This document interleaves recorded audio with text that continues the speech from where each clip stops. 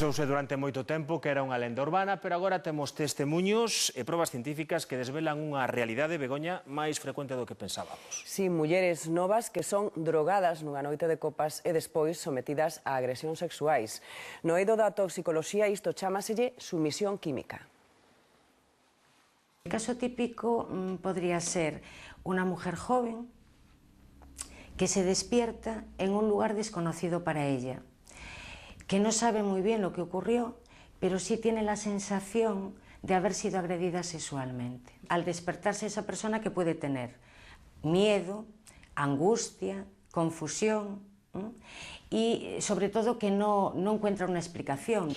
No argot profesional chamanlle sumisión química. A víctima, xeralmente unha muller, o agresor un home que pretende abusar sexualmente dela. Para iso introduce na súa bebida unha droga que ela inxerirá sen darse conta. Son sustancias coñecidas como as benzodiazepinas, pero que mesturadas co alcohol conseguen o efecto desexado. Lo que producen es un estado de inhibición, de falta de resistencia ante determinados estímulos.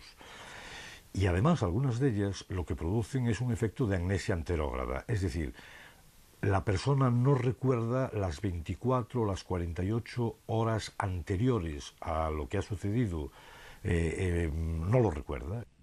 En tales circunstancias é moi difícil que a víctima denuncie e se o fai pode tardar semanas. Este tipo de drogas non permanece no sangue e nos ouriños máis de 48 horas, por iso é importante que no protocolo de atención ás víctimas de delitos sexuais se inclúa a análise de cabelo. O laboratorio pode detectar a presencia de sustancias sospeitosas no cabelo incluso meses despois de ser inxeridas.